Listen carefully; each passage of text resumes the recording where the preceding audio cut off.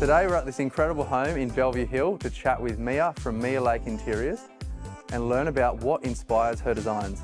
Hello Mia. Hi. Tell us how you first began your interior design journey. Oh gosh, I was probably a child. My dad's an architect, so I've grown up on building sites and spent holidays driving around looking at houses.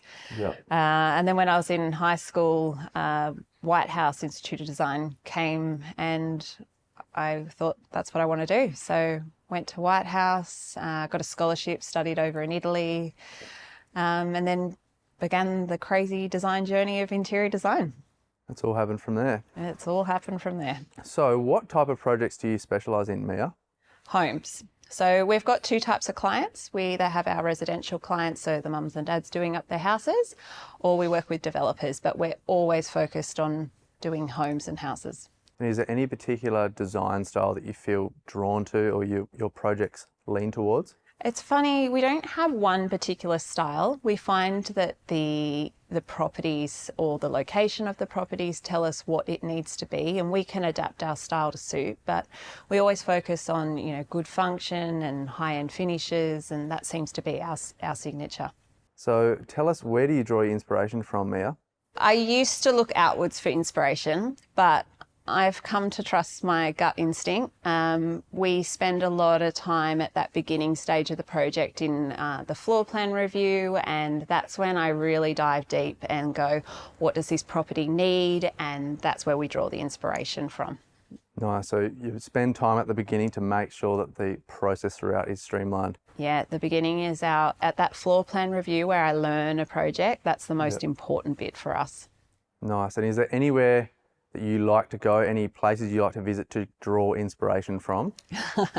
Do you know what? Most of my amazing design work is done in my bedroom on the laptop. But you know what? Visiting the site is always a great place to start. Wandering around without the client there, so you can just have a quiet head to just think about where the sunlight's coming from, what the beautiful view is. Is there any bits outside that you want to draw inspiration from? It's also taking a look at the architectural plans and making sure there's a collaboration between the inside and the outside, and it feels really cohesive. Yeah, love that. So really getting to know the area and the space before you begin recommending finishes. Yeah, and it's about understanding the client too, because we work with a lot of developers. We've got to understand the demographics and what their needs are going to be. Is it downsizers? Is it for a young family? That's really important to understand who is using the property, so you can pick the right finishes and design the appropriate space for them. Love that. Start with the end in mind. Mm-hmm, mm-hmm. So Mia, what are some common mistakes, or if you had to pick one mistake that people make when they are designing a house, what would that be?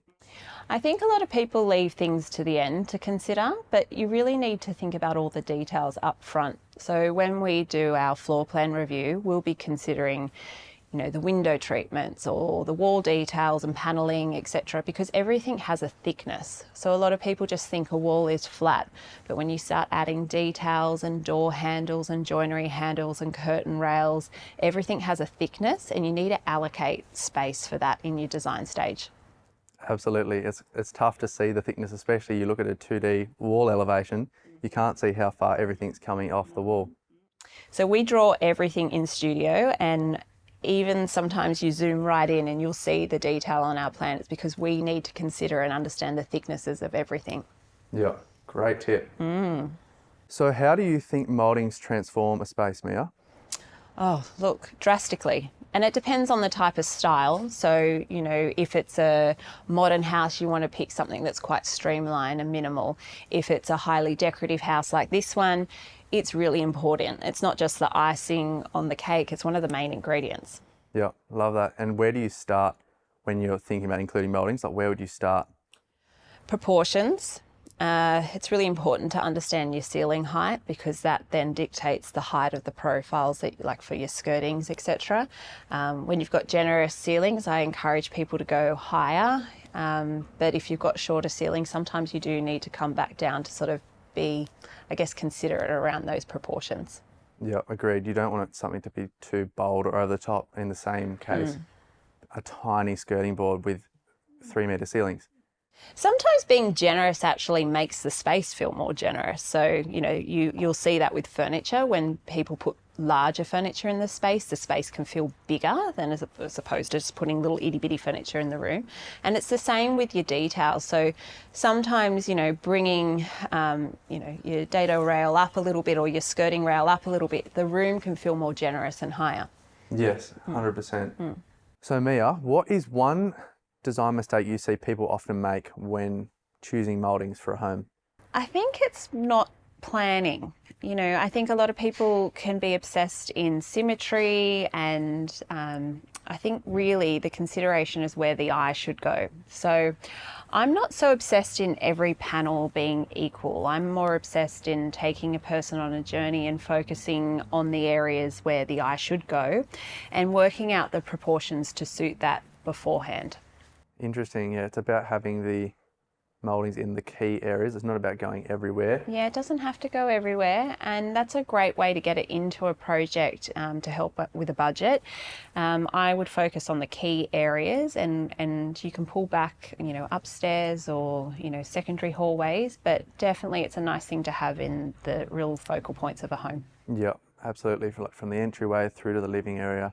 Moving on from that then, what's one tip you'd give to someone thinking about using mouldings in a home? Oh, if you've got the capability of drawing your elevations so you can work out all the proportions so you can give it straight to your builder. But if you're stuck or you're not sure, give you guys a call. You guys have been so helpful with any questions we have. I'll ask, does it come in this proportion, or how do we deal with this junction? And you guys are the experts, so give you a call would be my advice. Perfect. I'll keep the phone ready. It's definitely about making sure you plan. That all comes back to planning, doesn't it? That's quite a common theme throughout the whole design process is planning, especially with wainscoting, plan out what size will your box be. Yeah, exactly. And it's about proportions, and design is a collaboration. Not one person has to make every decision. Quite often I'll speak to the builders or the suppliers, and, if you use everybody's expert opinion, you'll get the best outcome. 100%. So what is your favourite space to design in a home? Oh, I think it would have to be kitchens, because we believe they're the heart of the home, and it's where families gather, and it involves both function and aesthetics. And, you've got beautiful details and handles and appliances and pendant lights and stone. There's lots of beautiful elements to consider with kitchens. Love that. Yeah, there's so much going on, so many things to consider to make sure it all pairs in together. Works and looks beautiful. And for your own home, do you have something that's a must-have to incorporate? I'm going to say it's as simple as art.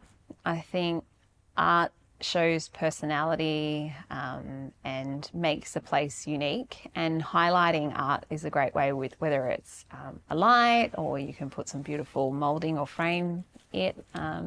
It really does make a space soulful and unique. I quite like art in homes. Yep, so the thoughtful use of art throughout the home. Okay, and if you had to give one tip to interior designers or aspiring interior designers, what would that be? Look, we get a lot of work experience, people coming through the business, and I get a lot of students calling up for advice. So I have had this question a lot. I always tell them knowledge is power, and to understand the process of how things are built and understand how to draw it, understand how it goes together. And if you understand it and can draw it, then it can get made. And I find, builders and tradespeople will respect you more if you come with proper plans that are thought out and considered. And it just changes the way somebody works with you. It changes the process on a building site, if everything's thought out and considered. So knowledge is power, and definitely understanding the process is my advice. Love that. Knowledge is power, knowing the how and the why behind the beautiful designs. All right, so tell us a bit about how your design process works. We've developed it over the years. We break the project up into different stages. As I said before, that beginning stage, the floor plan review, is really important for us. That's where we understand the project and we consider where details are going to come. and then we go into heart of the home. Generally that's the kitchen and the living rooms, anything that flows off the really important bits. We move into wet areas, that's generally your bathrooms, and then we go work, store, play. So that might be media rooms, wardrobes and studies. We do all of that because then we get to the stage which is attention to detail, and this is where your product comes into play, and that's where we'll start specifying the actual details. So in the concept stage we would have drawn up some indicative, it might be some wainscoting or the skirting or the architraves, but at this attention to detail stage is where we really nut down all the little nitty-gritty details, the proportions, and actually specify the right products.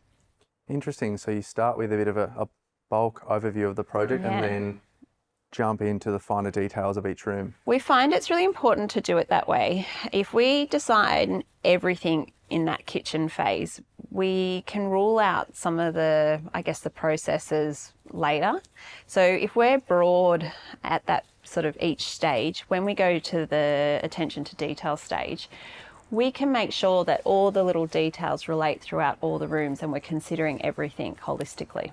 Awesome. Thanks for sharing that, Mia. That's all right. And thanks very much for joining us here today at this beautiful home you've designed. Yeah, it's an amazing home. It actually goes up for auction tomorrow, so fingers crossed it does well. Fingers crossed. Well, all the best and thank you. Thank you.